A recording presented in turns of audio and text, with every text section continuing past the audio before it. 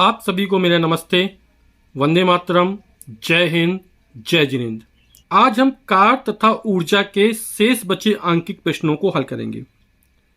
Video के पहले part में हमने क्वेश्चन नंबर 4, 5, 9 और 10, 4, 5, 9 एंड 10 इन प्रश्नों को हमने हल किया था।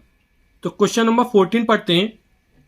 एक विद्युत हीटर ऊष्मक की घोषित शक्ति 1500 वाट है। तो शक्ति यानी पावर, इसको P से लिखते हैं और इस P का मान जो दिया है वो है 1500 वाट दिया, 1500 वाट। फिर कह रहा है 10 घंटे में यह कितनी ऊर्जा उपयोग करेगा। जो हमको समय दे रहा है T, ये हमको 10 घंटे दे रहा, 10 आवर। बोला कितनी ऊर्जा, फिर ये बोला कितनी ऊर्जा उपयोग करेगा, यानी W का मान हमें ज्ञात करना है। और W का जो मान यार ज्ञात करेंगे, जो बिजली का उपभोग होता है वो यूनिट में होता है, और किलोवाट घंटा को हम एक यूनिट कहते हैं, 1 किलोवाट घंटा को। तो उपयोग होने वाली ऊर्जा का मान हमको यूनिट में ज्ञात करेंगे। तो हम जानते हैं यूनिट में जब निकालते हैं तो किलोवाट घंटा, 1 किलोवाट घंटा को 1 यूनिट कहते हैं, तो हमको वाट में दिया गया। तो जो शक्ति इसको किलोवाट में ज्ञात करते हैं। तो P इसको यहीं पे चेंज कर लेते हैं, 1500 वाट, इसमें 1000 का भाग कर देंगे,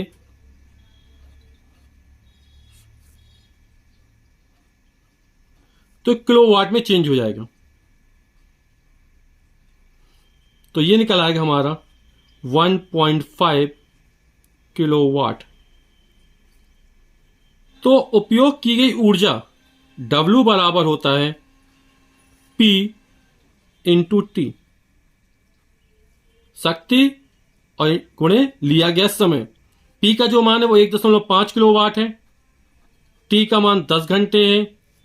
तो ये निकल आएगा 1.5 10 का गुणा करेंगे तो ये हो जाएगा 15.0 यानी कि 15 किलोवाट घंटा। और हम जानते हैं 1 किलोवाट घंटा बराबर 1 यूनिट होता है, तो ये हो जाएगा 15 यूनिट, और यही हमारा आंसर हो जाएगा। अगला प्रश्न 16वां कह रहा है स्मॉल m द्रव्यमान का एक पिंड एक नियत वेग v से गतिशील है। पिंड पर कितना कार्य करना चाहिए कि यह विराम अवस्था में आ जाए। तो इसके पहले वीडियो हमने चर्चा की थी कि कार्य, ऊर्जा, गति ऊर्जा, स्थित ऊर्जा एक ही प्रकार की भौतिक राशियां हैं जिनको आपस में परिवर्तित किया जा सकता है। तो यहां पिंड में वेग है, यानी पिंड में गतिज ऊर्जा है, और फिर पिंड विराम अवस्था में आ रहा है, यानी वेग शून्य हो, यानी गति ऊर्जा शून्य हो गई, यानी गति ऊर्जा परिवर्तन हो रहा है। और गति ऊर्जा में जितना परिवर्तन होगा वह किए गए कार्य के बराबर होगा। तो पिंड पर कितना कार्य करना चाहिए, तो पिंड पर उतना ही कार्य करना चाहिए जितना गति ऊर्जा में परिवर्तन हो रहा है। तो पिंड पर किया गया कार्य बराबर गति ऊर्जा में परिवर्तन। तो पिंड पर किया गया कार्य बराबर गति ऊर्जा में परिवर्तन। और परिवर्तन कैसे निकालेंगे, अंतिम गति ऊर्जा प्रारंभिक गति ऊर्जा घटा देंगे। हम जानते गति ऊर्जा बराबर होता है 1/2 mv², v यानी वेग कवर। तो यहां पे अंतिम वेग शून्य हो रहा है, तो 1/2 m और v की जगह कितना 0 का वर्ग माइनस 1/2 m, पिंड का द्रव्यमान वही रहेगा, और इस प्रारंभिक वेग कितना था, v था, तो v का वर्ग हो जाएगा। क्या होता है, पिंड विराम अवस्था में आ जाए तो अंतिम वेग शून्य हो गया, और उसके पहले v वेग से चल रहा था, तो 0 का वर्ग 0, जब किसी संख्या 0 गुणा किया तो पूरा 0 हो जाएगा, माइनस 1/2 mv², यानी ये हो जाएगा माइनस का 1/2 mv²। तो ऋणात्मक चिन्ह यह प्रदर्शित कर रहा है कि वेग लगातार कम होता चला जा रहा है, यानी अंत में शून्य भी हो गया है ना, और माइनस चिन्ह आया यानी पिंड पर कार्य किया जा रहा है। अगला क्वेश्चन कह रहा है 1500 किलोग्राम द्रव्यमान की एक कार, जो कार का द्रव्यमान स्मॉल m हमको दिया जा रहा है वो 1500 किलोग्राम दिया जा रहा है। जो 60 किलोमीटर प्रति घंटे के वेग से चल रही है, और इसका जो वेग है वो कितना है, 60 किलोमीटर प्रति घंटा है।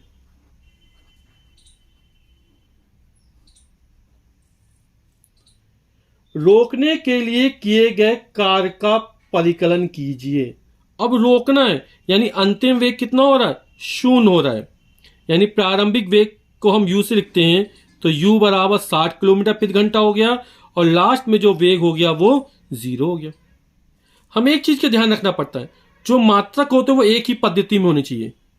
हमारी पद्धति होती है मीटर किलोग्राम सेकेंड, MKS या CCS होती है, तो ये किलोमीटर में है और ये घंटे में, के किलोग्राम, ये तो सही है।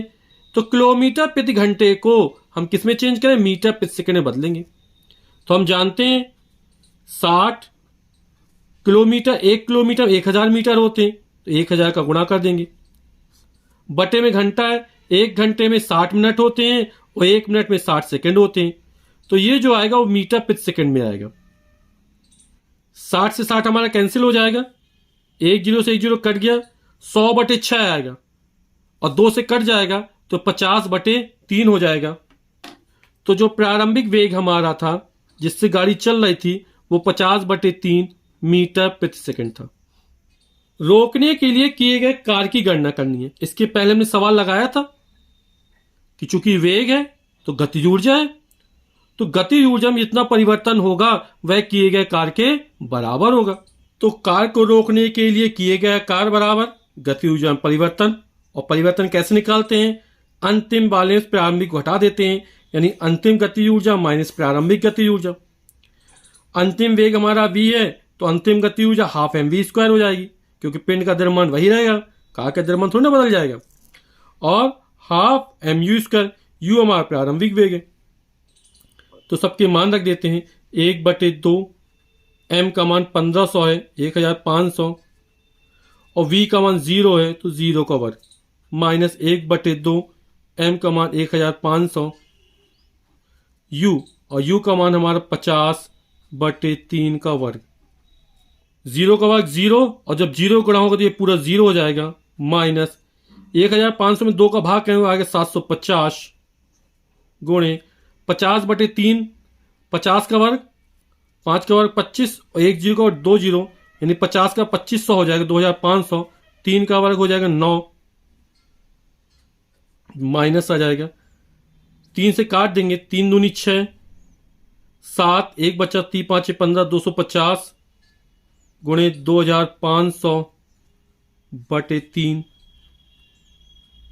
25 गुणा 25 625 हो जाएगा, 1 2 3 0/3, 3 दूनी 6, 2 में भाग नहीं है, 0 बार जाएगा भाग, 25 हो गया, 3 8 24, 1 बचा, 10 हो गया, 3 तिरका 9, 3 तिरका 9, 3 तिरका 9, दशमलव लगाएंगे, 3 तिरका 9, 3 तिरका 9, तो इतने जूल